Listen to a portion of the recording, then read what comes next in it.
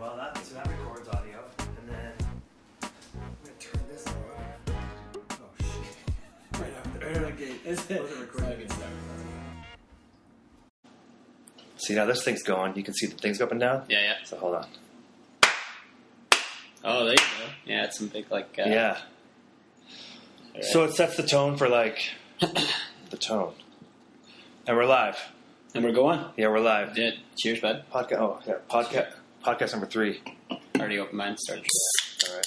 I like the sound of the echoes in the microphone. Yeah, Man, it's good beer. It's not bad.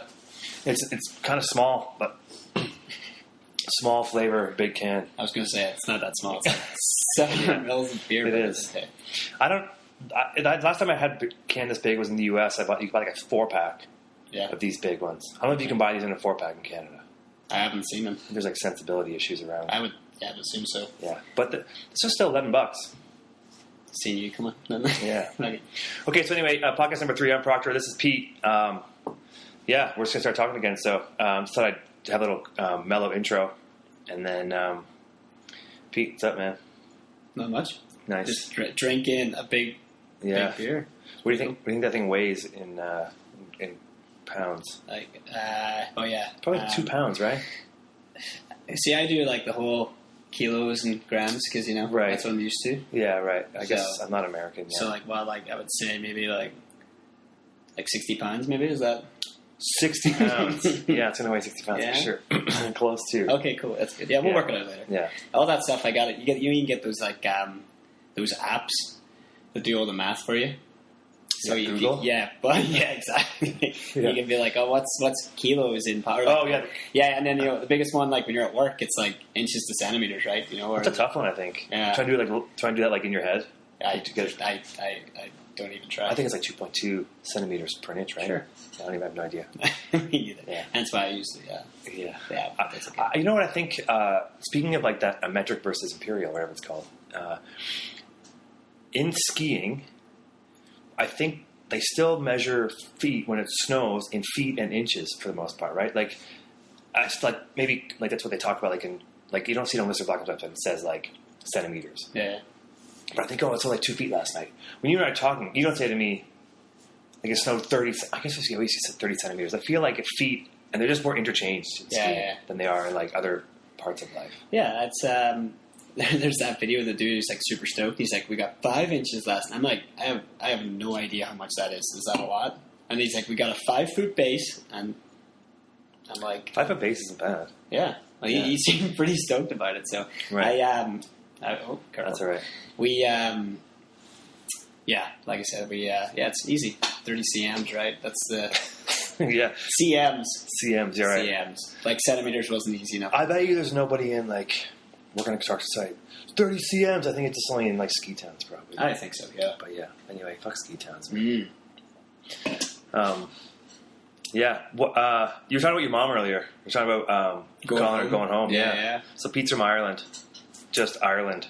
And I'm going to surprise her. Yeah? It's going to be cool. That's she has no idea. She called me the other day and she's like, when are you coming home? She's like, it's like, I got this job, and so I am going home on the 5th of November, and she has no idea. And I'm kind of letting on that I've got this job the whole way through November. And so I was like, listen, I can't leave until it's done, But she's like, oh, I don't want to put any pressure on you. And I'm like, oh, yeah, it's I got to go to work, You're breaking her heart. It's pretty funny, yeah. But I'm like, maybe I can talk to Kyle, we'll see if I can work something out. And then she's like, I was like, and then once the job's finished, I start right in the ski season. So it's one thing to another. Yeah. But I think she knows I'm lying. What if she knows and she's planned something to punk you on the other end? Yeah. They don't. My parents don't really punk. It's that's a bad term. I'm not. Yeah, no, but they a joke, right? You think you're surprised me? Fucking check this out. And you get home they rock up right here, right now. Yeah, I heard you doing a podcast about weed. Yeah. Yeah. And they love weed too. Yeah. Big. You said you told your mom about that? Yeah. Yeah. And she wasn't super stoked. Right. It's a big thing back home for Ireland. It's a. What's the level of jail time or level of legal? I don't even think it's jail time. It's the amount of shit you get from people for smoking weed. Really? It's like not something. I don't know. Like, see, people don't smoke weed back up. Oh, I thought they did. Yeah. Well, they used to, and then the drug dealers started getting, like, they call it kneecapped.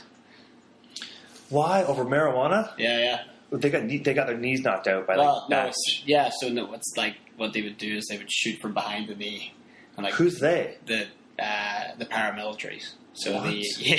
So it was like pretty tight knit back home. If a drug dealer came into the community, they'd be like, everybody would be like, let's get this guy out of here. So they'd send somebody to sort him out. Wow. He'd never come back again. Yeah. So weed is not. No, it's not cool at all. Right. But the biggest thing is don't people like cocaine a bunch of Ireland stuff? Isn't it like that? I don't know. I like whenever I was I didn't really start doing drugs and stuff until I was here. So yeah, it's basically bad influence for sure. Yeah, it is. But I don't mind. I always thought that Ireland was like, Dublin or something like that, or Belfast was kind of rowdy. Yeah, it's got. I would say like during the '80s, we had like a very punk rock kind of scene. Right. There's a lot of really cool. There's a really good movie called Good Vibrations. I should check out. It's like about a dude who owns a vinyl shop in Belfast. Oh, cool. Yeah, so it's very cool. But like, people have all these ideas of what home's like. For it'd be like I'd be working at the shop and people would come in and be like, "Oh, isn't Belfast like? Isn't it still bad?" I'm like, "Yeah, it's like bad." Yeah, the people think I see stuff like all the time, right? You see, like put bombs behind cars. Yeah, exactly. It's like it's my youth. That's what I grew up doing. Really? No, no way. But there's there's a lot of. I like to think of home being like 20, 30 years behind everybody else. Kind of everything that goes on. Which is cool though, man. I mean, as far as like, it's just like being cool because it's just probably more mellow. Like a few things. Like, I mean, there's a lot of shit going on. It's not figured out yet, but. Yeah, I don't know.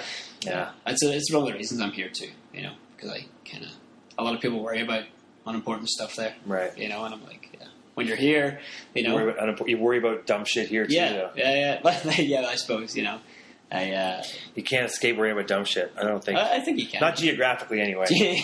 I think, Mentally and personally you can. I think so. But geographically, dumb shit. You just gotta be like, just gotta. Yeah. It's like people almost like to worry. I think because it gives them something to do, something to talk about as well. Like it's it's a thing. So there's one of the guys on the job site. Like the job I'm currently working on is going really well. Yeah. And the managers have like nothing to do, so he'll come in and he'll check up. Right. He's like, oh, what about this? It's like it's sorted. Like, but it's like it almost wanted it to go bad, so he could have something to bitch about. He could yell at us, right? Or something like that. But I think sometimes it's not fun, but a lot of people use that kind of approach to life as comedy to be like kind of bitching about stuff like that. Yeah, but I think I don't know. People do it all the time. I bitch a ton, man. I don't know. But it's funny though. I think like we can. I love complaining about shit that's like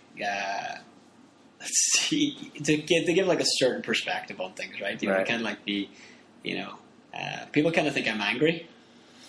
Would you say I'm an angry guy? No, not at all. I don't think so. Well, people sometimes think you're angry. I think if you don't walk around with a big smile on your face, like you look like an asshole, you look angry. So you feel like and that's. Tell them to shut up, man. It's not even shut up. It's like, why are we talking about this? Right? I wasn't angry. I'm not, and then I think I'm very straight to the point. That's probably it. Right. I don't like to direct. Yeah. And sometimes oh my God, how are you? Yeah. Oh yeah, I'm good. Sometimes you're seen as quite curt. Curt. Yeah, it means like abrupt and short. Yeah, that's cool. I'm done with that. Yeah. Yeah, whatever. That's the only word I know that sounds smart. Yeah. No, people like think I don't know. Like I listen to like a lot of rock music. Like I didn't know what you were gonna say there. I listen to rock. I listen to a lot of demons in my head all day. And it's really angry. Well, you can hear them too. No. Oh, cool. All right. That's maybe something to look into. Yeah. I mean, I'm surprised that. When I go around and when I'm just managing life, I get kind of a furrow brow once in a while. But it's not because I'm mad, or because I'm just trying to kind of slow, so I'm trying to think, trying to figure something out. Yeah. That happens to be a lot. So I feel like they're always like this to me, like, "What are you mad for?" I'm like, "No, I'm just trying to think. You're making me, But I think there's a bit of I won't say anger, but a bit of like hostility. It's funny, in a way that's like as long as it's not like overt or you're being an asshole. But Yeah. I think it's pretty funny. I think being curt. I think sometimes killing a conversation stone cold dead's like perfect. People come up and they're super happy, and then you can say something. They're just like, "Oh, this guy doesn't want to talk," right? And I think that there will be people who will do it on purpose, but I think it's also funny to be able to do it at certain times. And people ask, like, "Did you not sleep well last night or something?" I'm like, it's none of your business. Yeah. Wow. but that's like the reason why I would be angry. Do you have a lunch out of bed today? Yeah. It's none of your business, man. Yeah, exactly. But I might have. Who knows? Right. I had something. I was going to say something. I thought it was funny. I can't remember. Conversations don't. Oh yeah. Have you ever when you're in a conversation, just said something that's really not has nothing to do with the conversation, and then just pause, see what happens? Yeah. We talk on this, you just say something that is going to be seen as what? What'd you just say? And then you just stop and wait till somebody says something. And then you can kind of gauge it off their response, right? Yeah, or just go, I was just kidding, but I want to see what happened. Yeah. I do that once in a while. Yeah. I think it's funny to watch people go like, what are you talking about? Or I love watching people in that pause between when you're talking to somebody, you got something funny to say in your head, you're going to say it, and you say it, and it's like, say you're having a serious conversation, and you just say something that's kind of outside the conversation, the level of humor, whatever the conversation. Sure. You say it, and then there's that second in between when you say it, and the person's their brain's got to switch to, wait, what was that for a second? And then they get it. And there's that second is awesome because you watch somebody.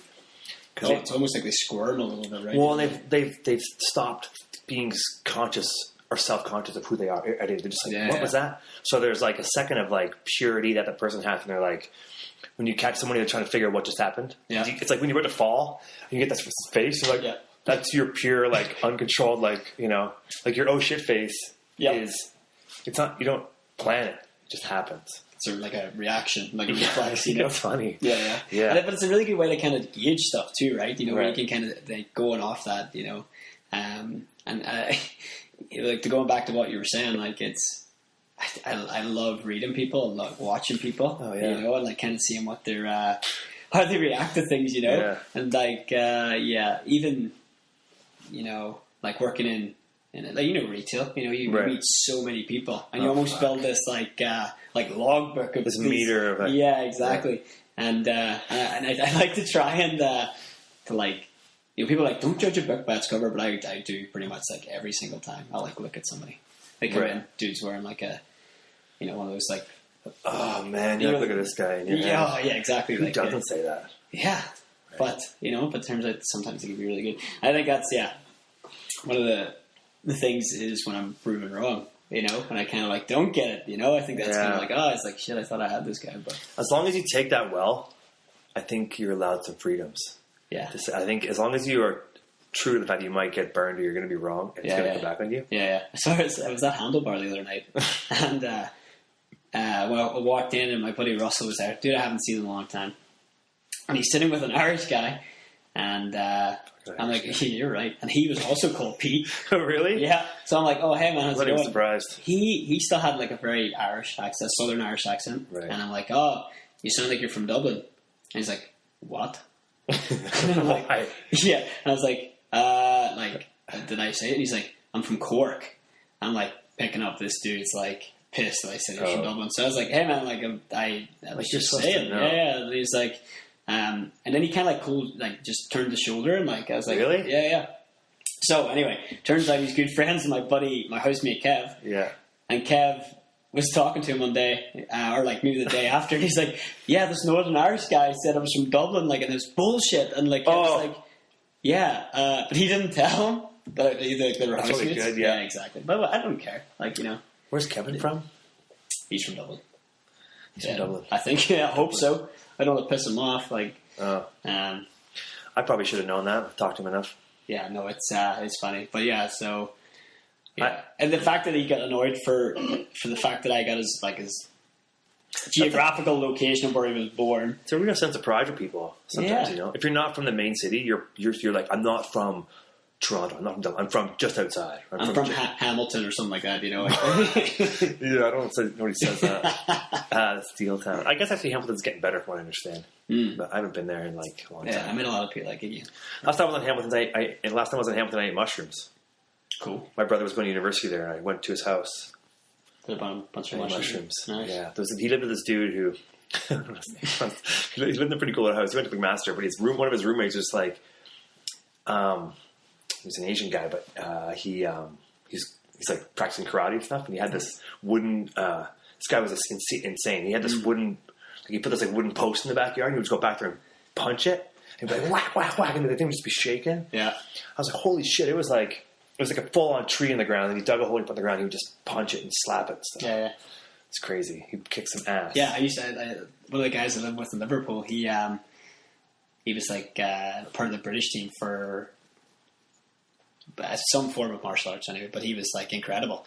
And he used to teach us all this stuff, right? Like he spent like a year in Asia somewhere doing all this stuff, and he one of the coolest things he had this wooden, just like a rolling pin.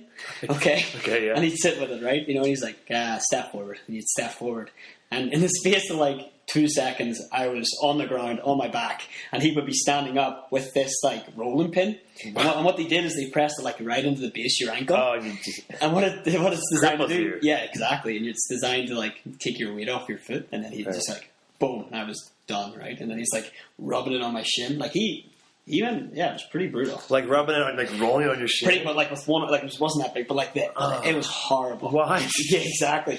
I thought we were friends. Yeah, but he was very good at what he did. I don't know, but it's so unexpected. You would never have thought this dude was like. Right. That's the way it is, man. Yeah, I mean, some guys are huge bruisers, but some guys are like coming out of the weeds. Maybe he was like a little bit taller than me, not a little bit stockier, but right. Didn't look like a fighter. He could kill anybody. Right. It's kind of like we were talking about Alex Honnold there. We were saying he doesn't look like a climber. No. People just don't look like. I mean, some people do. Again, it goes back to like reading people, like gauging them off their first appearance. Yeah. I think a lot of people try to, especially like with skiing or any form of sport, you wear the stuff that you're like. Well, everybody wears. So you see the athletes wearing stuff, and you want to have that T-shirt, or you want to have this, right. And you want to fit in. That's it. Yeah, you just want to fit in with the crew, and be a part of something. Right. And but yeah, Alex Honnold's like that short hair, super like clean, just a regular dude. Yeah. I mean, let's say a climber now, because he's a good climber when he was a climber. Yeah. But at the beginning, it was this guy looked like a climber. That's how I feel like it was. It was like the chick last night at backcountry. She's like, I was climbing or something like that. I don't look like a climber, and I'm like, I wasn't insulted, but I was like, wait, I guess. Yeah, she's nice. She was, yeah. And she was just trying to make conversation too, right? Yeah, that's right. I'm just a dickhead right away. I'm like, none of your business. Yeah. It just doesn't really matter. Just do your job and pour my beers. See, which isn't nice. I should be a lot more polite than that. I think I was polite, though. You're okay. Yeah, but, he won that rope. Yeah. So, Pete's got luck. He won a 70-meter climbing rope. We were at the ground up climbing gym last night in Squamish, and Pete won a rope. It's pretty cool. So it's like a $400 rope too. You look it up? Yeah. Wow. It's a lot of money for. I mean, I get it. It saves your life, and you dangle from it. Yeah, but those dudes used to hang off like a lot worse. So I think it's there's good and bad aspects of having higher. Is it one of those ones that's got like the core that you can use it in wet? Yeah, dry treated. Really? Yeah, okay, that's why it's $400. I guess, right? Yeah. Okay. Yeah. So, but those dry treating is it's good for the outside of the sheath, they call it. Right. It protects it. So, for whenever it runs over an edge or anything like that, it's really good to have. So, just helps. It maintains the length of the rope. Yeah, exactly. So, but is it just isn't the center like a nylon, like a waterproof bead or like a cable type thing? I was it all just wound? So pretty much from what I've kind of seen is they have all these I think it's 9 strands of rope, and then it goes down to the one center point, and pretty much they just twist it, right? And then they put the sheath on the outside. One of the climbing courses I did, we actually we cut through the rope, and we could see how many pieces of cord we could hang on. Really? So one at a time or something. Exactly. So, but it's you're hanging off like a roof or something. Probably quite a few. It probably was So yeah, I think it was 2. We got down to 2. Were you trying to break it? Yeah. Really? Yeah. Fuck. So that's pretty good. But again, that's only because it was those 2. They're by themselves then, right? It's not 9. You're never never say never. You're never gonna cut a rope, but. I mean, you probably know it's coming before it gets to the point where it breaks. Yeah. So there's a lot of stuff. Usually the sheath will go the outside, the protector will go first, right. and then it'll. go to the inside. And then it's that's cool that it's like you can use it in. I remember like you can use it cold and wet. Yeah. Dry. So on the back of the rope, it has like a 3-star rating for trad, gym, sport, and trad, gym, sport, and what was the other one? Top roping. Oh right, okay. Yeah. So it's like. What you mean? They have ropes different rated for different things? Yeah. You know, like a top roping rope would be maybe a little bit wouldn't have as much elasticity in it. Oh, really? More static? A little bit. You know, because then it's like. Right. Was there thickness change between different? Yeah. Different, so my first ever rope I had was a 10.5, which is like substantial. But that thing was like 60 meters and it weighed a ton, especially when it was wet. It was like it was heavy. So, and then I got like a 10, and then this one's like a 9.6. Okay, which is cool. perfect for everything. Yeah, and it seemed really nice. So I'm trying to sell my old one. Right. My you're selling with that. Rope. Yeah, let me know. Yeah, we climbing ropes for sale. Yeah. Commission. Or no, what's it called? A finder's fee or what's something? It called when you put on consignment? That's right. I don't know why I was thinking consignment, but yeah. There's a consignment store in Function. You ever been in that? You ever shopped at a consignment store? No. You ever shopped at like a hawk shop or like a, what do they call those things? Like a pawn shop? So pretty much, not a long time. No. Yeah, I think it's, one of the last times I think I was ever in like one of those, it was a charity shop that I was in, and it was like. Charity shop? What do you mean? Oh, like a Salvation Army or something? Yeah. Okay. But so I was in Edinburgh. Yeah. And we were doing a Skittles party. People go to those stores for costumes or because they need clothes. They don't, there's no like. It's really it's either or, right? You don't go into like, oh, let's go see what they've got. No, you either want a costume or you're desperate for clothes. Totally. Which is like. What did you get? What kind of costume did you get? I didn't get a. I just got like a yellow T-shirt. Oh. So, but hang on, we went to a Skittles party, and pretty much what they had done is they had separated like Skittles into vodka bottles. So each color was in a vodka bottle. Cool. Yeah. And then. Can you taste the Skittle in the? Not really. I can't really remember. Yeah, of course not. Maybe you remember the first couple, but not the last few. Yeah. Like, and they, it was more of a. It was just like a student thing, right? Right. It wasn't really that. It was an aesthetic thing, yellow vodka. Yeah, exactly. Vodka. It's kind of like, Right. But then the dude I was drinking with, my buddy I was seeing, he got like really bad stomach cramps, I think, from a guy. It's like, yeah. Honestly, it's so funny. Yeah. Poor guy. But I haven't done a Skittles party since, so it's. I used to love Skittles. They're really sugary. Yeah. I'm more of a Smarties guy. Yeah, I love Smarties because now they're in their. This is going to sound stupid, right? But like the packets used to be one, but now what they've done is the same box they've divided it up into 3. Oh. So what you can do is open up different avenues. Exactly. Is that so you don't eat as many? No, I still eat the whole. Oh yeah, of course. It just takes you longer to get up. Yeah. Like now I get more. I like Smarties. I like I'm a Sour Patch, like a sour candy guy. So yeah, that's right. Sour Skittles are okay, but they just fuck up your teeth. Well, they all fuck up your teeth, but I like Sour Patch Kids a lot. I like Cherry Blasters, but I think the ultimate in sour candy is if you could find them, like the big keys, the big sour keys. Oh yeah, but like in the Haribo. Yeah. Well, in the bag, you mean? Yeah. No, the one-offs at the counter. At the counter, like 25 cents a piece. They're like big. You've got to get a place. So a lot of people have them, but they leave the lid off, and it dries them out. Yeah. Creekside Husky, legit. Does it keep the lid on? Yeah, and they're soft. They're great. They're the best place. It's the best place to get them from for sure. Okay, good. Yeah. So I think it's like, can I get like 120 on gas and then like 10 of these? Yeah. 250. Dude, it's like they're so good, man. Yeah. Yeah, I think those are the top shelf for sour candies. Yeah. Anybody correct me if I'm wrong. Whoever's out there, nobody, but whoever's in the kitchen over there. But yeah, I don't know. Do you have like a favorite? So you Smarties, is that your favorite? That's my favorite. Like chocolate go-to. Right. I like that, and then like cola bottles. But you can buy big ones. Oh yeah. The big ones always seem to be the best that went out. Like you buy them like at the candy store. When I was a kid, because we used to have like an ice cream van at school, and I used to go to the an ice cream van. Yeah. And it was owned by one of my good friend of mine, Jason. His dad used to run it. Sick. Yeah. And so he used to come around to me at lunchtime. Literally, he had all these sweets, and there would be just this one guy and a horde of kids, and like he had to like serve all of them, like So. He's just handing out bags of sugar. Yeah, I would be all over the that. T-shirts were like, you come in after lunch, you're just like still want to go, right?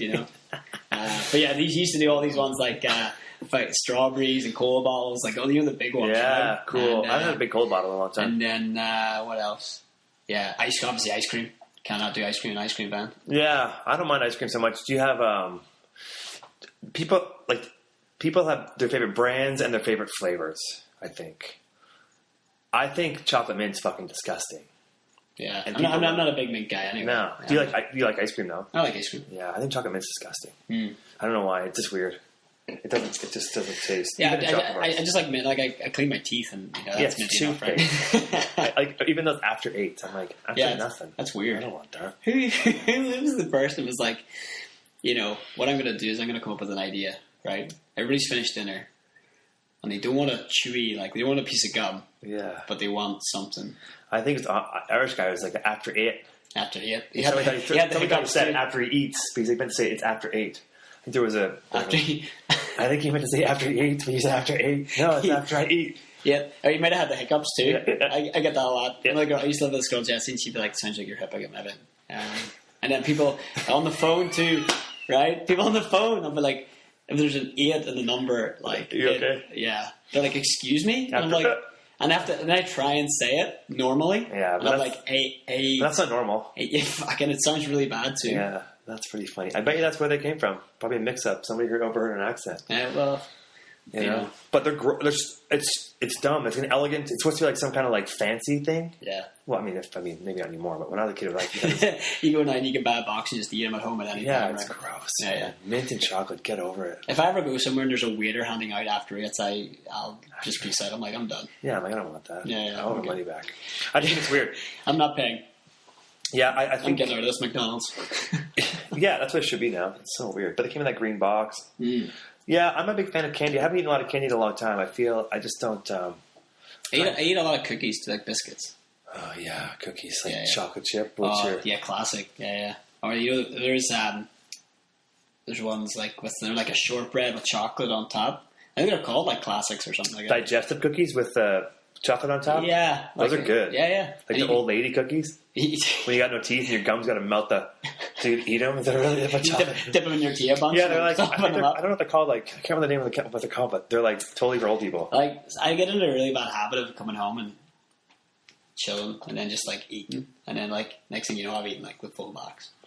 Yeah. Or like when you get baked, like, it's obviously they're sitting there and you just like, these are sugar. Well, you're eating for flavor, right? That's the problem. Eat for flavor, you're fucked. You eat for flavor and you got something good in your hands, you're fucked because you're just going to eat because it tastes good. Yeah. If you're eating for to feel full, it won't take you long. Yeah. Having the time, like, oh, these are really good. Like, I can't, there's no point in me going grocery shopping because I eat whatever I bought that night anyway. I just eat a bunch of food. Yeah. So here's the thing: do you do a grocery shop or do you go shopping for stuff to make? Because every time I do, like, I don't go and buy groceries every week. If I'm going to make something, I'll make it, and I'll go buy the stuff to make it. If that makes sense. And then what you do the rest of the time, you just go for dinner or something like that, or you buy what? I you shop every day. I eat out a lot. Yeah, me too. Hence the pizza. Yeah, I didn't even finish that. You know what? If I grocery shop, I went to go shopping a couple days ago, Yeah. but I feel like people love talking about it. It's like, what did you do to? Oh, I went for a big grocery shop, and then it's like, oh, and I went here. Yeah, and I did lucky this. you got the money to afford a lot of groceries. No, Good for but you. not even. I think like realistically, we have the same amount of money as what they do, but it's like, really, is that what we want to talk about right now? Your grocery shop, you will never guess how much. I spent. Here's what I went to spend. Grocery shop. Yeah. Oh, I went to Squamish. The price of apples down there. So I went to. Yeah. You went to a different spot to buy. Whenever I go grocery shopping, I just want to go and get it done. I got a closet full of apples. They were on sale. That's why that door's shut. I got a closet full of apples. If you guys want apples, it's 2 for 1. Good price. Exactly. Yeah. Best Or price like, of time. I like when it says, how bad are people when it says it has a limit? So when you go and it says like 2 for 1 tuna cans, it says limit 5 per person or whatever. Yeah. Not 2 for 1, 6 per person. It tells you how much you could take. Because otherwise everyone's like, just like, like that. Like, grab it all. It's so crazy how we're doing that. You get like, I need tuna for like 6 years. yeah. It's I mean, I've done so it. funny. Like, yeah, but obviously one of the guys I was working with, he was talking about these because there's a lot of fresh faces around town right now. A lot of people arriving. So it's pretty funny that there's this scenario was actually in the grocery store, and he was like behind these two Aussie guys, and they're talking about the price of chicken. They're like $7 for this. Like, this is nothing, and It's like... Why? Where are they from? Australia? They sound like they're from Australia. Why would chicken be expensive there? No, I know it's cheaper there, I think, but it's more expensive at, like, Creekside Market. They're getting like 300 grams. For Creekside Market's more expensive than everybody. I feel like they're more expensive than Nestor's. Yeah. They have some things. I've been shown a lot the Independent. I do the one up here. The one in Squamish is garbage. Yeah. You get lost and it's not good. But the one here up here is pretty good. Yeah, the one up here is pretty good. I see like the age of this, like everybody that works there is like under 16. Yeah, because they're all kids who live around where their parents live in Rainbow. Yeah. Yeah, I think it's a weird department or grocery store though because it's kind of got random shit in it. And I find like nothing's like in order too. Those four like center aisles. I'm like, where is this stuff from? You kind of go from like very liquid to like biscuits, and you're like, what the hell? Like, yeah. And I really struggle to find. Like, I'm not even kidding. I walk past things all the time. I do the laps, and you're like, have I been down this one? I don't. I feel like whoever did the ordering is like, I'll take one of those, take one of those, take a bunch of those, take 1,000 of those, a bunch of these, and then like here you go. I'm like, okay, so what we got? He's probably just having fun in the back, guessing what he wants. Yeah. It just seems like it is a weird. They're always out of a lot of things. There's always a lot of space, or they're just fucking busy and they can't keep stuff in stock. Yeah. Oh, what just happened there? Did you hear that? Yeah, I think you pulled your. It's because I bought this at the hardware store in Whistler and it was $4. That's why it doesn't work. Here, wait, see, hang on, I'm gonna try something. Is it working there? Yeah, a little bit. It was. I think it's just the actual. You kind of like. Anyway. Try it now. Oh, there we go. Yeah. Oh, can you hear me? Yeah, that's perfect. Yeah, great. Back to where I was. There we go. Well, that's a good buy then. $4. They seen you coming, didn't they? He's like, yeah. You know what the guy? You know what the guy was cutting keys. Mm-hmm. Doing drugs, cutting keys. No, he's cutting keys on the machine there, the key cutter. And it was like, I'm in there. He's got no earplugs on, and it's like screaming. The thing's going like, wow, like super loud. I'm like, oh god. I'm like, and I'm at the counter behind him. He doesn't know I'm there. I'm like, excuse me. And there's people behind me talking. Yeah. And there's a point where he's like, it'll go away and get kind of grinding and go back and goes like, wow. I'm like, oh my god. And he's sitting there. He's like just over it. He's not budging. And I was like, excuse me. He's like, hey, hang on a second. I'm like, no. I was like, how can you handle that? I was like behind him. It was so loud. It was crazy. Anyway, he sold me a piece of shit 4 seconds later. Yeah, it's a funny store too. Yeah. A lot of stuff. Every time I go in there too, the guy's, I'm like, hey, I need that. And he's like, second row, take a right. He knows exactly where we're all the same. Yeah. But it's like, I think that's like one of the qualities like you have to have. Whenever you walk into the store, they'll be like, where's the fucking Johnson rod? Yeah, where's the old Jimmy rod? And then you have to explain it where it is. And like, yeah, you're hired. I bought a lot of things in there. They've got a full costume Halloween costume program going right now. And if a lot of explorers too. All that garbage. They should stop selling those things. Yeah, they're always garbage. They turn into garbage within like 4 days of buying them. Yeah, I don't think maybe you could just make a better Explorer. Maybe rather than making the 200, make the 400. That's twice as good. That's beyond us, man. It's above our pay grade. I guess you get that sorted out. That store's funny, man. I don't know. It's been there for fucking ever. You can tell. Some of the stuff's been there forever too. Yeah. Stuff they can't shift, but they'll just move it front and center. But they sell Uno in there. Oh, way. You know what Uno is? Yeah, and then they have Cards Against Humanity and stuff in there. And like, I always want to buy Uno. It's $17 for a pack of Uno cards. No way. It's just different colored cards than regular cards. And the other cards like $5. You can make your own, probably. Did you hear that? Something just cut out? No, we're good. Oh, something's cut out for me. I don't know. I got it ringing in my ear. You got a ringing? Yeah, what's it called when you have that constant ring in your ear? There's like a term for it. If you listen to loud music a lot, or like you listen to. Oh yeah. I just thought like you're going crazy a little bit. Oh, probably. Yeah. Maybe it's what you feel crazy. Yeah. I'm not too sure. Right. Yeah. So if you think about stores in town, what do you think? Which ones are you like? How are you still operating? So stores in town, you're like, what? Be careful what I say here. No, just be serious. Like, I mean, like maybe not operation or who they are, but like, but like maybe like what they sell. Like Amos and Andy, that store. Oh, really? So which one's that? It's like that cashmere. They sell cashmere. Is that like right beside Garth? Potentially. So there's one store in town that's right beside Garf's, and they always have a guy, and they've got like a catwalk into it. It's like a high, and I've never been in there, but Hatley? No. I don't know, could be. It's right beside. So you got Garf's, so you're looking at Garf's, it's 2 doors down on the right. Maybe 3 doors down. I don't even know what that is. Anyway, it's one of those ones that I'm like, I never see anybody in there. But it's like, it's really weird because they've got a person at the front in like a white shirt, black pants. Kind of like that stereotypical kind of like, hey, come in and check out our products type thing. You're like, no thanks. Yeah, the fact that you need somebody like that in Whistler, you know, and somebody to tell you to come into your store. I think it's weird. There's something not working there for sure. I'm thinking that Amos and Andy is it's across from McCool's, maybe. Does that make sense? Like the top store? Yeah, it's like beside the bank, the credit union, where I was there. It's like kind of down the stairs between the jewelry store. You don't even know it's there. I think that's where it is. Well, the fact, that's exactly right. How long have you been here for? 4 years? 5 years? 5 years. Yeah, you don't know it's there. Yeah. That place has been here for like 20 years, and no one knows it's there. It's crazy. Yeah. It's like Snowflake at the Fairmont. No one's in there. Jacket's like $1 million because it's all dead animals. Yeah. And there's one in Vancouver on like Georgia Street, and it just sells like high-end fur. Yeah, it's kind of weird. I don't get it. I mean, I love watching people walk around the village and thinking they're like unbelievable in their fur stuff. Unbelievable. You know, like unbelievable. Yeah. You know, look just even like the way they walk, right? You know, annoys me. With their fur on, like they're proud of it. You know, it's like a purchase they made. We have this money, with this amount of money, we can buy these things. Oh yeah. Where's the last place you went that you felt like you really felt you stood out, like on vacation or something like that, or somewhere different? Mexico.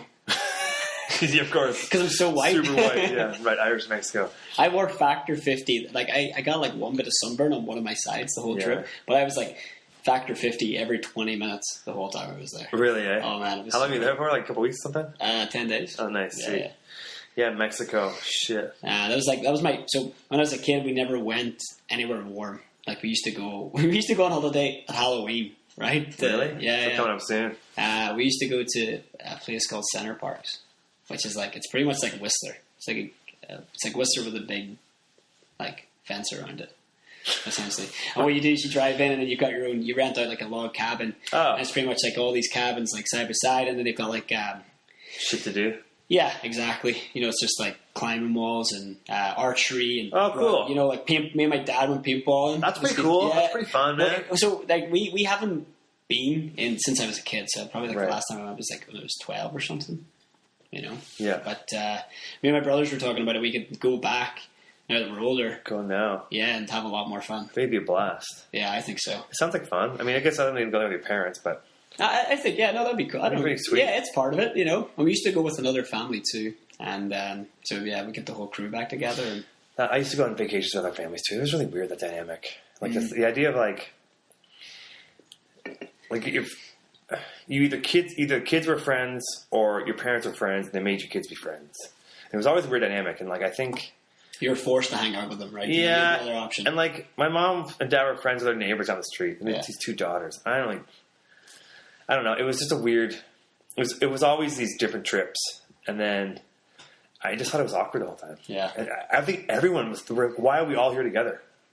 Like, what's the point? Like, I feel like this vibe was like, why is everyone even here together? Why don't we just go on our own and go on our own family vacation? I think it's because if you go on your own vacation, everything would just fight. I think in our families, like it'd be like if these families didn't go on vacation together, they would just argue on their own vacations. Yeah. So they go on vacation together, and they can like fake that they're having a good time. Yeah, I think that's what we were doing. My little brother and my cousin used to like fight all the time, like fist fight. Right. I mean, I remember having like separate the two of them, right? But he was like, Rosie must have been like, I don't know, like 6 or 7 years old or something like that.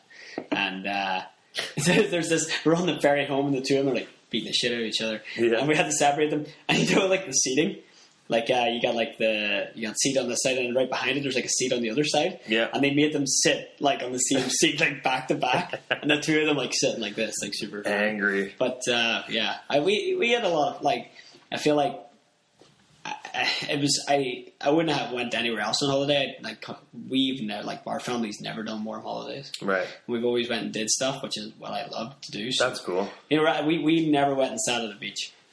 No. Like, you know, I could never do it. You know, it was like we should do it. I used to do it. I think, but if your family, as long as your family goes somewhere, and Like, families can go on amazing vacations and just fucking yell at each other.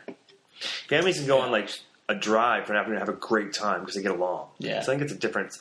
My brother and I, family kind of got along for the most part. My brother and I used to fight, but we never, like, fought, like full of brawls. Yeah.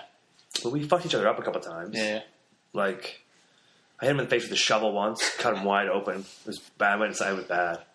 I went inside crying before he did, so I wouldn't get in trouble. And then he broke my wrist because I changed the TV channel. Didn't break my wrist on purpose. We got in a fight and my wrist broke. We never like fought. Like we never tried to punch each other. Like hurt each other really on purpose. Yeah. I don't know. I have friends who see that. I'm like, it was weird to see. Yeah. Like, I suppose. Yeah. I think it's. It depends. I pushed my brother into my brother pushed me in the mirror. Oh fuck! And then it broke. Oh, was it? Yeah. But pretty much anyway, it was my fault. Like it came down to the fact that he had. I don't know if it was just a really weird kind of like anything, but I don't know. Too sure where I was going with that. But, I don't know. We were talking anyway, about like family vacations and stuff, and people fighting. Yeah, but people fight like. I've never fought anybody. Like I played rugby a lot when I was a kid too, and I got punched, but I never did anything about it. You know, it was always one of those ones you kind of took it, and you know, I used to watch fights, and I was the guy that would like pretend to be doing like trying to split up everybody like away from the fight, right? Right. You know, you got this. Yeah. You got this. Hey, leave Maloney, Yeah. you know. But Yeah, I got in a fight once in public school. I got punched in the gut super hard once, but not fighting. Just the guy punched me in the gut, and that was it. I was like, I think I barfed. But then you did barf? I think so. I remember just feeling really super sick, but maybe I did. Maybe it's a different time. But anyway, I remember I got punched in the gut. But one time I got in a fight. It was a very basic fight because I won because he was a year older than I was, and somehow I just grabbed his hair and I banged his head off the climbing apparatus in the schoolyard, the big metal thing, and I fucked him up. Like. And I was like maybe like 7, he was like 8. That's one of my biggest fears, just doing some stupid shit. Like, you know, you hear about guys. Yeah, I was like, oh my god. Like a one punch hit that knocks people out. Yeah, he was that. And then I never got in a fight again, and I probably should have been punched a bunch. I think. Yeah. But that's the thing, like you said, like, you punch someone and he fucks them up. Like, you just. Totally. Like, again, you know, one little, like, moment of anger, and you could severely affect somebody's life, right? You know, there's a story in Vancouver where this guy got sucker punched in Vancouver. Him and his wife walked on the street on Granville a couple years ago, I think. And he got sucker punched, and he fell and hit his head on the sidewalk. Yeah. And now he's in like a coma for like 4 years. Yeah. He's got brain damage. They did take part of his brain out. And it was some guy who was like drunk and sucker punched him. Like thought it was funny. Him and his buddies walked by. Yeah, like that's crazy. That shit happens. Like and I think I just I've heard of fights breaking out, and then in Australia there was 2 Irish brothers who were there, and you see the video of him like pretty much one brother uppercuts the other one, like. His head, like it's gnarly to watch, right? Yeah, but he was the same thing. Like he was in a coma, and then he woke up, and obviously the guy went to court, you know, because it's like he nearly killed his brother. Yeah. But then his brother was like, "I'm not going to press charges, right? You know, it was a drunken fight type thing, you know, like I'm not." So he actually went to court with him. And being like, you know, hey, I'm going to stand up for my brother. Well, good. Yeah, like it's fine. Which is, but like, you know, he hit him so hard. It's brothers. I don't know. Like I wouldn't. I mean, my brother and I got in fights. I never held it against him. Yeah. But like this punch changed this guy's life, right? Like it's it creeps me out, man. I like watching like UFC and watching that kind of stuff. It's fine, but you know, when someone get punched like in real life on the street that doesn't want to get punched. I feel like when you watch UFC, those guys have been getting punched for a while too. Yeah, they've been waiting for it. Yeah, they know. And that's what I mean. It's not so bad. When you see a guy get punched in the street. Oh my god, man! Yeah. It's such it's a shocking thing. I think, and if if it doesn't shock you, then you've seen too much of it. You're desensitized, and it's yeah. I don't know. I've never seen anything. I've really never seen that much violence. I grew up in like a farm town, so I mean, nobody's like see it. Like I never really seen too much. At least saw a bunch of verbal abuse, a bunch of bullies. Coming from Northern Ireland, I didn't see that much violence. Says a lot, right? You know, yeah, for sure. No shit. Yeah. And people always ask, "Is it still bad?" And it's like, you have no idea. It's fine. It's just like it's just like here, right? Only, but I think people always expect us to be like walking around, like just beating the shit out of getting bombed. Yeah. But it was bad. It was, yeah. Before your time, yeah. We're just not around where you were. No, like were you in a pocket of calm? Nah, yeah, I suppose. Right. I'm not. I don't really know. The only memory I have is Probably lying. there was a protest one day, and I remember being out in the car with my dad, and they blocked the road. I'm going to say they, I mean like the paramilitaries. Right. At a protest for something, you know. And if anybody's when I was home for the year, there was a girl I climbed with, Emily, and she was actually in Belfast studying the effect of the two sides and the geographic location of each side and how it affected the peace process. Like actually, really? you know, yeah, because pretty much like a lot of these people live like right across the street from each other. There is a peace wall in Belfast. There's a wall like right down the middle of Belfast. Really? Yeah, that separates people. Wow. See, that's the thing. Like, growing up in Canada, like Quebec and Ontario, and there was some like shit going on in the French and stuff. I don't know exactly what happened, but anyway, stuff and then like Native Canadians. But we never had like civil war, basically. Yeah, that's kind of what you were going through, right? Yeah. It's exactly. Yeah, but based on religion. You know, it was Protestants right. versus Catholics. You know, and then this. Sorry, I'm naive. Is this IRA too as well? Yeah. So okay. The IRA was the main paramilitary of for the Catholic or right. for the Republican Army. So that is the IRA's Irish Republican Army, and then right. there was obviously a couple of break-off groups, but during the early 1900s, it was first known as the Fenian Army, and then they became the IRA group. And there's a really good film actually. For everybody watching, check out Michael Collins. It's Collins? Yeah, okay. It's a really good movie for kind of gives you a really good insight to how it all kind of started. Is it a documentary or is it real? It's a real. Liam Neeson's in it. He plays Michael Collins. He's got a good voice. Yeah, he's perfect. He's actually from he's from half an hour away from me. Right. You know, but okay. Not that means cool. anything. No, well, it means he's speaking he's not just they didn't put I don't know. Like an accent on the accent. Yeah, they didn't put Brad Pitt in there or something, you know? Yeah, give him an accent. But right. So what's it called? Michael Collins? And what's it called? That's the movie. It's called Michael Collins? That's what it's called. Okay, cool. Okay, sweet. So right. He's the guy that kind of very, very... it's a pretty intense watch, but it's very, very interesting. So there must be historical, parts of town that are bombed out, they leave them or something? No, most of it's rebuilt. Right. You know, but there's, in... is it still prevalent, in parts of... Oh, yeah. Yeah, I would say, a lot of people are still about... It's... I think whenever we're able to look at it from the outside, it is, not dumb, but being able to... No, I feel so dumb for not knowing this shit. Oh, you feel... I thought you meant no, it's dumb. No, I feel dumb. I don't know. I'm just... No, but I grew up with this, right? This is kind of right. It's the biggest thing. A lot of things, people just want to feel a part of something. I think, and I think whenever you're in a community and with people, that's a big thing. In those community, one of my good friends of mine that I went to school with, William Mahaffey, he lived right across the street from the school, and his dad was a taxi driver, I think. Okay. And he was very sectarian, very he's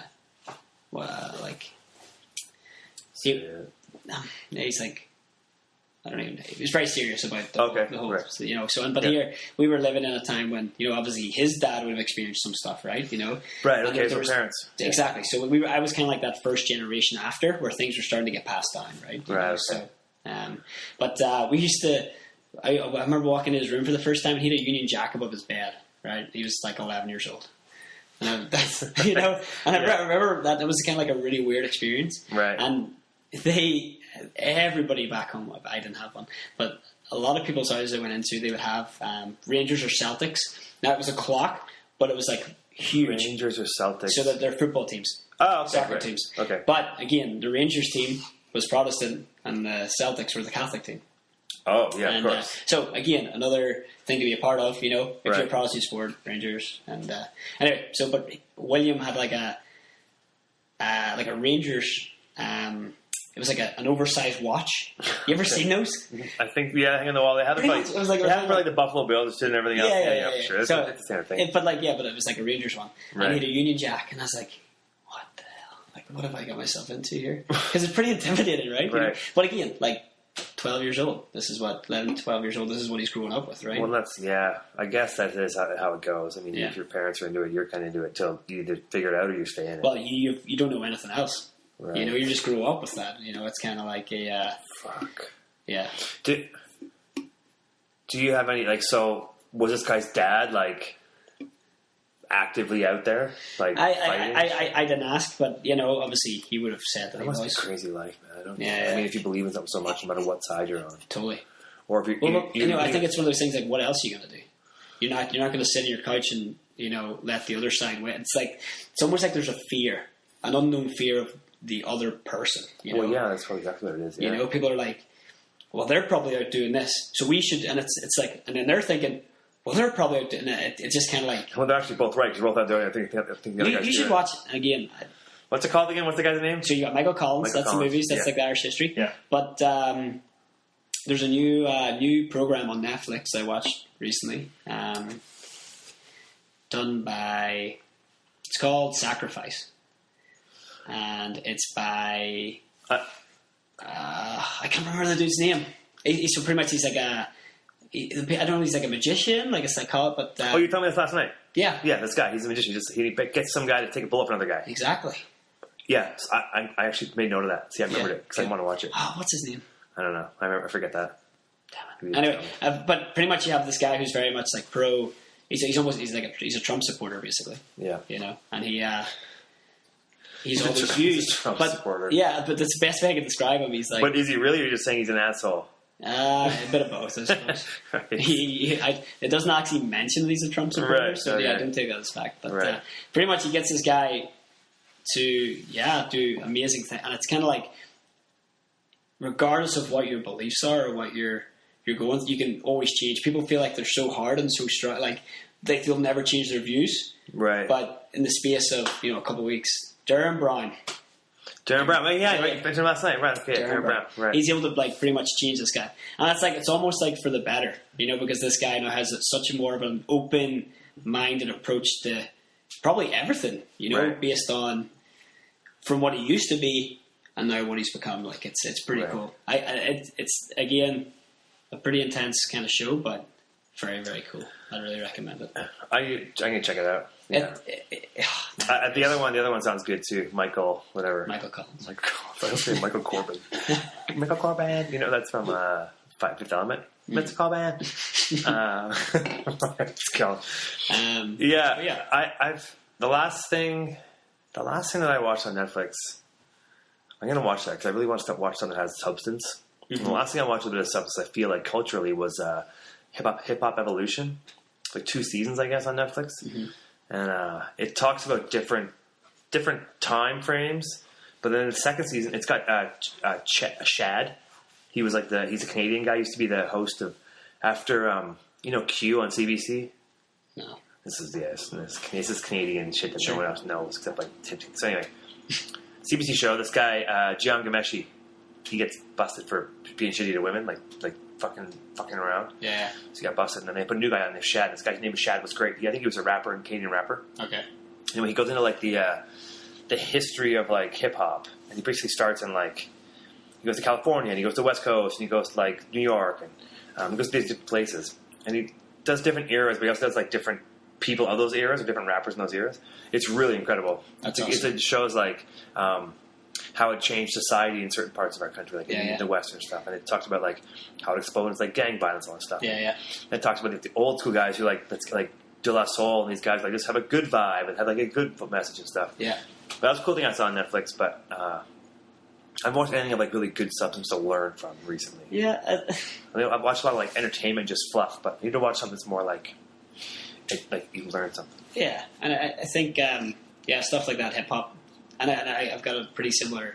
I watched a documentary on Banksy, and so pretty much they're talking about a couple of pieces that he did whenever he did a trip to America, and there is a big debate on people who actually cut out his artwork. So they'll go up onto the houses and they'll go up onto the walls and they'll cut his artwork out of the wall or out of the brick or whatever, totally drywall or something like that. So because a lot of the people they kind of interview they're street artists, but it's kind of like this take on where's the line between vandalism and art, So so the idea that Banksy, the reason why he does a lot of his stuff is that, and this is what they kind of say, is that he knows it's going to get covered up, right? And it's like a short term appreciation type thing, right? Well, sorry. Go ahead. And then, but there's people who are cutting out his art and they're selling it for millions, and he doesn't see a penny of it, right? Right. Well, like he just sold a piece of artwork that shredded itself. Yeah. Which is, and I think that's part of maybe like a retaliation to everything that's going on. Yeah, right? Levitt, my roommate, said that apparently the story is that he had programmed it or whatever to do that before even, like, when he first painted it. Like, he was going to shred. That's his idea, and I think... Which is, but I mean, it's cool, but the person must be like, fuck, spent $1 million. But like, I think, like, he then it talks about this in the show, is like, art galleries are just rich people. It's not artists. Oh, for sure. Right. It's just people who are... It's rich opinion. Exactly. So, and the best quote in the whole thing is, like, one of his buddies is like, and they're like, what would Banksy say about this? And it's like, yeah, you just laugh that people are paying millions of dollars for something that took him 10 minutes to do through a stencil, right? And, it is crazy that it's like, it's just like the stencil, like, I mean... Yeah, it's crazy what it's worth. But, I think assume it's worth what comes with Banksy, there's a message behind it. And he's so clever. And I think that's kind of really... Yeah. And I think that's where people kind of see the art in it, right? That there's something... And because everything he does will be taken down. So people, the scarcity of it, because... Totally. So, like, if I got to buy it because the next piece is going to get ripped down, somebody else is going to cut it over the wall. Sure. So I guess it's actually building its own momentum beyond Banksy now. Yeah. But he doesn't want it to be any more than that. Not that I it, but like what I kind of got from it was that he loves the fact that people can appreciate it for a short time and then it's gone, and then there's something else, right? That's what most things is in life. I mean, it's a bit different thing. Is like this artwork. If you get a piece of art, lasts forever, and you buy it in an age, but a lot of the best moments in life don't last more than half a second. So if you have a good artist, and you're like, man, this stuff's. It's a flash. The way he does it sounds like he's very flippant about the work he does, because it's like maybe he appreciates, but he's like so fast at it. Yeah. Like. He doesn't want it to be there forever. Totally. It's there to be painted over almost. Yeah, because you need a new experience every time. It's like, he's going to do something else later on, so come and find me to the next thing. I think that's pretty interesting. And again, he goes all over the world. He went to Palestine, he did a lot of stuff out there, and like, the guys actually cut a piece out of this wall because it's almost like they know they can benefit from it, right? They know that they can make millions of dollars. And Banksy doesn't see a penny of it, right? And it's kind of like this. He must be worth quite a bit, though. And this is nobody knows. Like, I'm sure. If he wanted to, he could dive in, get paid out, leave whenever he wanted to. You know what I mean? Yeah. He could sell a piece no matter what he wanted to do. Yeah. I'm sure he could make money if he needs to. But I think I love that whole appreciate for a short time, right? Like seeing something and being like, that's really clever. Mm-hmm. And then it's gone, like, and then there's something new, it's fresh and it's new and it's not like... I think it's cool because it means you don't get, you can never take it for granted. Yeah, and I feel like that's what he wants art to be like. You don't take it for granted because I'm not here for a long time. I don't fucking know. I don't follow Banksy at all, but yeah, I feel like it's a whole like, we probably drive past these mountains every day. We barely look up half the time, right? So the whole thing, if these mountains only came and went, we knew they were going to come and go, we pay attention. Oh, for sure, all the time. Yeah, and there's the whole, like, going all around the world and, it's like a journey, and, like, kind of... Yeah. That's pretty cool, too, I think. It is pretty rad. I think that, like... Well, yeah, but that thing you said about, like, is it art or vandalism? I mean, I guess if people don't want that stuff on the wall, the building you painted on, then I guess that's vandalism. Which is pretty cool. And then he's like a graffiti artist, like, it's a bit of, like, a cool factor. But if... they want it on the wall, and he's just a guy who did them a favor. And then he's just a regular artist. Yeah, right. Yeah, true. Huh. So, I want to know what that guy's worth. I'm not going to check it out and Google it, but I wonder what he's worth. Yeah. I mean, it's not about money, but I am curious. Cause you got to make a living doing something, right? If people are buying his artwork for that much money, I mean, like I said, he could just sell 4 pieces in, every couple of years. Yeah. And then shred them.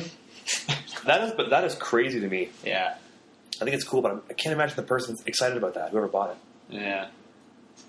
Because it's literally gone. Yeah. But that's what we're just talking about right now. Like, hopefully it's somebody that's... And yeah, exactly. And I think that's... The fact that it went at auction and it shredded itself is like his middle finger to be like, don't buy any of my artwork. So my theory must be that... Or my theory is that it must be in a frame. So then you could just buy the frame where the art once was. And that's just the money now. Like, it's got to be... If it shredded itself... Well, something must have shredded it. This is the frame that Banksy shredded. So now that frame is now worth twice as much because that art no longer. The art people no longer. Be like, "Oh, that's amazing! I love it looks so good. Gotta have it. I can't imagine what it looks Honey, like. this looks so good in the dark. I can't imagine what it looks like. Imagine when everybody comes over, we could look at our wall through that big square. It's a conversation piece, right? Yeah, right. What happened there? Yeah, I love that. It just gets people talking. Yeah, you pay how much for that? I'm out of here. Excuse me. It just frames a portion of your wall, but it doesn't make a statement. It's kind of like, maybe it's not like this at all, but it could be like this somewhat. That Wu-Tang album, I only made one of them. Mm-hmm. And that fucking asshole, the guy who bought the medication and jacked the price up, that guy who's in jail now, bought it. It's like $1.5 million, whatever it was. Yeah. So they're going to make the last album, I guess, or the last album there was. So that guy bought it. I was like, oh, why would you do that? Because they're going to make another album at some point. Like, I would guess. But it's like everybody retires, like, I'm not doing anything else, and they come back 2 years later. Yeah. I don't know. I wonder if... I would love to hear that Wu-Tang album. It was like they didn't. I guess it's not like the theory is, or the story is, they recorded it and then destroyed the tapes once it was on this CD or whatever it's in. Yeah. So there's no other copy of it. No way. That's pretty cool. Yeah, I don't know if that's the case. You think they would do that? Maybe. I mean, I guess it's ruthless. You got to do something to be famous. I bet it gets everybody talking about it too. We're talking about it. We're talking about the millions of people here right here. There's millions of people listening to this podcast. And they're listening to and us. none of them have that CD. Yeah, maybe one of them. Well, one of them might, but no, Yeah. unless that one guy's in jail. Remember that guy? I don't even know if he still owns it. Like, that guy, what's that guy's name? He looks Shell or something like that. Suge Knight. Suge Knight? Yeah. No, he killed Biggie. Wow. And they say like the whole Tupac conspiracy too, right? Yeah, probably. That's too. I don't know anything about that, but I just it's just a little bit too deep right now. Yeah, but that Biggie, Suge Knight, I think he's in jail still. Or no, maybe he's out. Is he in jail still? I'm pretty sure he's still in jail. Yeah. For murder. Yeah. Fucking murder. Fucking murder. Was that Ja Rule? That's murder. Yeah. I don't follow. I'll not lie. Like I didn't really know any of this until like straight out of Compton, and you start seeing all these guys, and you're like, oh, now it all makes sense. That's a good movie. It's a great movie. Again, bring it back to right. Bring it to like gangs and gun violence and drugs and. Well, the story, the hip hop evolution, the episode that's kind of on those guys is incredible. It's really cool because it interviews them all. They don't interview Dre, but they interviews. Actually, they only interview Ice Cube and what's the couple other guys are on there. Eazy-E's dead, so yeah, I didn't get to talk to him. Or Dre, and then the other guy, one of the guys that wasn't in he was in the group at the beginning. Anyway, no, it's really good. I mean, I feel like they had Ice Cube, but they didn't get Dre or Snoop. Obviously, Easy, you can't get Easy, but I wonder what the politics are, or why they could get Ice Cube and not the other two guys, Yeah. I think they're all... I like to still think they're friends, I like in my head... Whatever. Oh, I'm sure they're friends. It's more like the production couldn't get all three of them to talk. Yeah. Like the filmers. I don't know. But I wonder who gets... I wonder... Ice Cube kind of... They talked to Ice-T and stuff. Yeah, that's crazy. But I feel like Ice Cube's... I mean, who the fuck am I to say? But I feel like Ice Cube, he went a different path. Because he's still pretty hardcore, but he just like daddy movies and the thing I kind of say, like whenever I see Ice Cube, it's like Disney. That guy was a gangster, like a real gangster from Compton.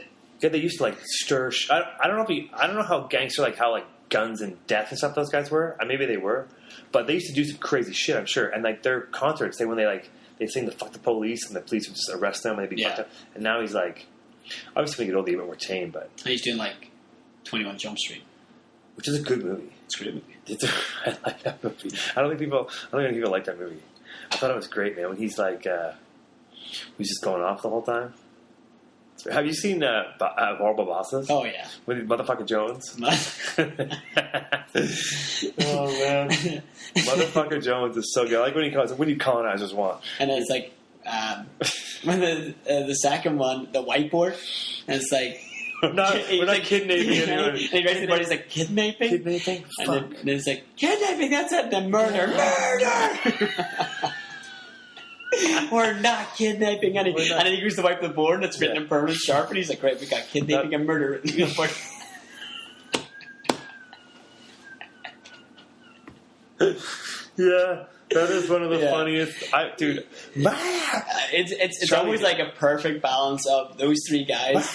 The one super chill, calm guy, just being, and then you got the other two who are one of them's a little bit stupid, a little bit crazy. The other one's just crazy. I love whenever they get locked in the closet and they come out and the dude's called Rex. He's like, he comes out, he's like, I'll check.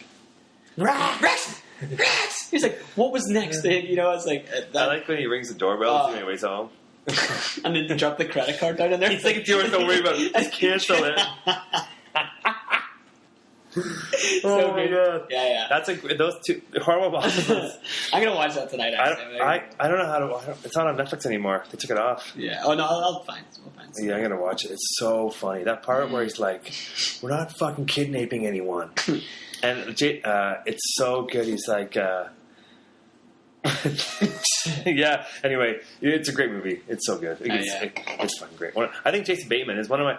I watch Ozarks a lot. Oh, so good. Yeah, and I still find what he says funny sometimes because the way he acts in Ozark is what made me laugh in the other movies. Because he's so relaxed. He's kind of like, no, what? You know? He's kind of got that sarcasm to him.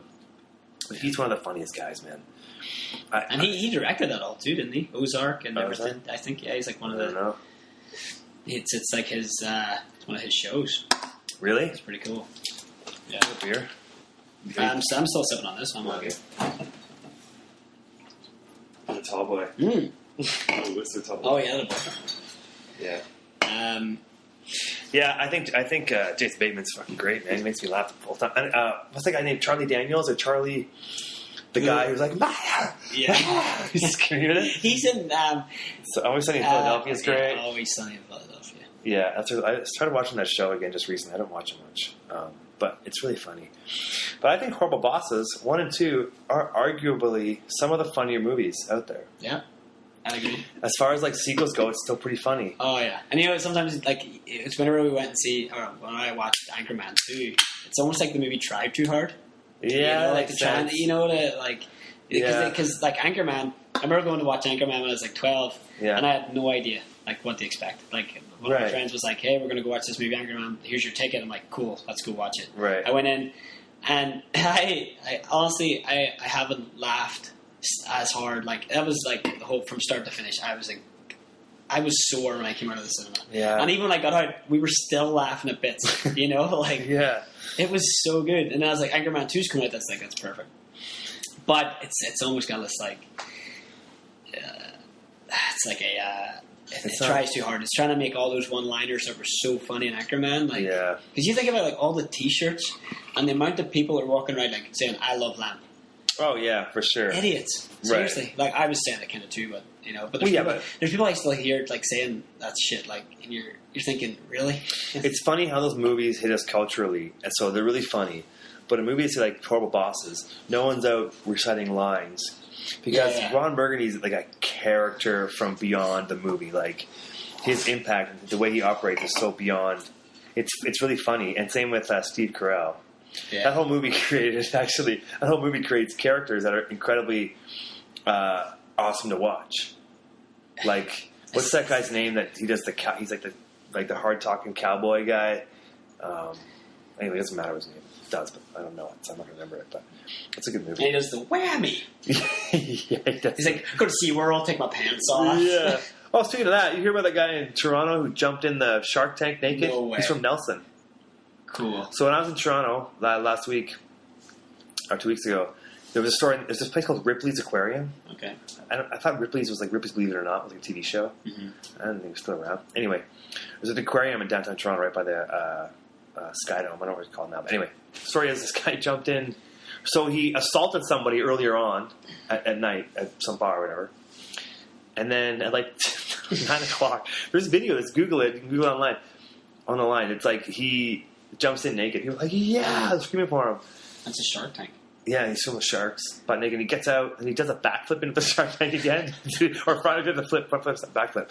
Let's do it. And then people are cheering for him. And he's going to get arrested because he assaulted somebody at a bar like an hour before. You think what the sharks were thinking? They're like, "This has never happened before." They're like, "This is a dangerous situation." I'm like, I bet you those sharks are numb. There's been a fucking tank swimming around. Maybe I'm wrong, but This guy was just he was literally butt naked, flailing around for, I don't know, swam in and swam out. People were like, yeah! And apparently he's a wacko. Yeah. It sounds like he's backflipping in the He's like 36 from Nelson or something like that, some white guy, obviously. White guy because he's from Nelson shit. or like... No, because white people do dumb shit, man. Yeah. Yeah, I don't like them.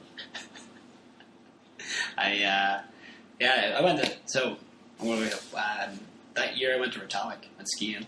Oh, yeah. Yeah, and that concert. Was that cool? That was cool. Oh, my God. Like, it was... But that was cool. Yeah. I have no... Like, it was insane. Yeah, it was so good. That's great. Anyway, so this dude gave me a lift from Retallick to Nelson, and he get in. I was like, I couldn't get a lift, and I was like struggling. He's like, Pete, I'll take you. And I get to the front seat. He's like, I knew there was a reason I brought more beers. He had like a 4-pack, like right. You know. I was like, yeah, cool. And then we're driving. It's probably like an hour drive, something like that. And you know, we had a beer, and then he takes out a joint, starts smoking a joint. Yeah. And I'm like, okay, cool. Right, we were driving, but then we got to Nelson. It was a good time. Yeah. Good. That was a killer story. Yeah, thanks. That's really good. No, but that's kind of it. I've never been to Nelson. I heard it's really cool. I've never been. Yeah, for me, it was like one of the reasons why I moved here was to kind of be in places like that. Okay, you know, when you cool. look, you see in the movies. Yeah. You know, and you're like, that is your quintessential North American town. I want to go check it out. Yeah, I've been to a bunch of towns. It's not Nelson for some reason. I've been to like many a town, but just not Nelson. Yeah. I don't know what's up. That's weird, man. History going sideways. Yeah. Sorry, dude. No, never do what you want. I don't know if it's like. Oh. Can you hear it? Yeah, it's better. Perfect. There we go. Man, I'm taking this back. Get your Ford, get your two tunis back. Yeah. Well, it actually works. Otherwise, you would have sound in your left ear or no sound at all. I can't. It's not bad, right? It can be worse. Yeah. I mean, it's not professional grade, but it's better grade than no grade. Well, yeah. Than I had before. You're one step up. Yeah. Cool. Yeah. We're at an hour and 10 minutes. You think it goes by? I think it goes by fast. Insanely quick. It does go by pretty quick, That's right? Crazy. Yeah. I think it's just you just get into conversation, you just start talking to this like. It's funny. If we were sitting somewhere, like, if this thing wasn't in front of us, it wasn't like planned. What's Brewery or something like that. Yeah, I mean, we'd probably be there for. We should go there after this. Actually, 8 o'clock. I guess we'd be talking. We'd get interrupted. And it would just be super, I think it'd be fragmented a lot more. I think maybe it's a very new thing for me too. You know, like, and I'm sure for you as well, like talking in front of a mic. You know, with this? Oh yeah, you know, so my third time. You know, I've been in a bar a lot, so you know. Yeah, I just think it's cool to like sit here and you without a plan. I like probably try to have more of a plan moving in the future, but I feel like these free flowing conversations are great. Yeah, because these people talk, and like if you and I were at the bar and there was 6 people there, we'd all be kind of in the same conversation. Like we could be probably talking about most of this stuff. Like you're telling a story about being in Belfast, telling a story about whatever, funny movies. Like we're not talking about things that are super unique to what you could get out of your friend group. So I think it's easy to listen to. But I think it's easy to talk about. When you put the microphone in front of somebody's face, you feel the need to talk. Yeah. So if it goes dead, you're like, okay, who should talk now, right? Yeah. I did Dom's interview for Lost Atlas. Dom Royals, everybody. Dom Royals, Lost Atlas. And whatever else he's got going on, that guy is on. He's actually bringing a pair of skis to my house this weekend, so I can give them to a guy in Duncan for him. Oh, there you go. Are you going to sell them? He's selling skis to some guy in Duncan. Nice. I'm going to just take him, throw him off the ferry. I don't know where to video it. We did like the thing with Dom's interview was it wasn't so much like a conversation. It was more he wanted to just people to see what it was like to be a local in Whistler, like the kind of like an everyday kind of thing, which I thought was really cool. You know, like I think it's really interesting to see people's kind of everyday lives. You know, like that kind of like day to day. Yeah, you know, and he, you know, he doesn't do any of the interviews or the blogs anymore. You know, he's kind of got a whole lot of other stuff going on, which he's killing. He's a marketing guy. Yeah, social media. He's killing it. So he's doing well. That's good. Yeah. It's good people do well. It's good people go on their own. You could see him like he went from like mountain bike instructor, ski instructor to like a sales guy, marketing guy. Yeah, but he. Yeah, that's pretty cool. I mean, it's like. Is that a 180? No, it's like a 90. Yeah. Like a 180 is like back at where you went to. So, yeah. Like 360, actually. He'd be like, And then you'd be back, mountain bike guy. Full 360. Yeah. Wait, no, you're not doing it before. He's like, I don't want to be biking again. Damn it, I went full 360. Yeah. But I've a lot of time, for people who have the ability to kind of go, okay, this isn't working. I'm going to try something new. Right. Rather than being like, I'm going to push through this. I'm going to keep going. This is good, but it's not great. Like people who kind of realize that and they go, what I really want to do. You hear that? Yeah. So that's what's up? This guy, he drives me nuts. So it's this guy upstairs, obviously, clearly, and I don't know what he's doing. It happens once a week. Jerking off. Well, I hope not. That sounds loud for that. I think he's getting hurt if he is. But he's. Oh, there we go. Stop. He sells wine. I think he sells wine for a living. Okay. Or he just drinks boxes and boxes of wine. I don't know, but he's a wine rep. Okay. He's always smashed on the roof once a week for that much. Like there's something he's doing up there that has to be repeated that many times, at least once a week. I don't know what it is. A ritual. Might be part of the wine program. I don't know, but it's always like boom, boom, boom, boom, boom, boom, boom, boom. It's like the same pattern, and it's like once a week. Maybe he's got like a new bottle of wine, and that's how you test it, right? He gets his delivery in for. He never has a wine opener. He's like just smashing it off the counter. But it's one bottle a week, right? Yeah. It has to last him. Yeah. So. Nah, I don't know what he does. I call him upside down bike guy because he has it's stupid, I know, but he has his bike rack. I guess his bike doesn't fit on it, so he puts it upside down. It looks fucking ridiculous. Who cares? It shouldn't matter. No, I don't know why I care. But it looks fucking ridiculous. Like, I don't know. He's got a kayak, and I want to start taking his kayak and put it places and take pictures and put them by his door. Have a picture like me with a mask on, and his kayak will be back where it was the next day. Yeah. Like at night when he goes take it for journeys. Take it somewhere. Take it to Whistler Brewery. Or something put a picture of it me out in the middle. He's like, what the fuck? And then the next one he'll go look for it. It's where it was before. And there'll be a picture of somebody with a mask on it. In his kayak. That would be so like a naked funny. chick or something down beside it, It'd be so funny. Man. Adventures a kayak, okay? But they're bringing it back every time, which would be amazing. You would never know. There's no cameras. He's not gonna stand there and watch it. Yeah. Anyway, You never know. He'll catch you if it's a kayak. He'll bust it. Yeah, exactly. I don't know. Let's wrap this up. I think. Yeah. An hour and 16 minutes. That's pretty good. That went buddy. quick. So nice work.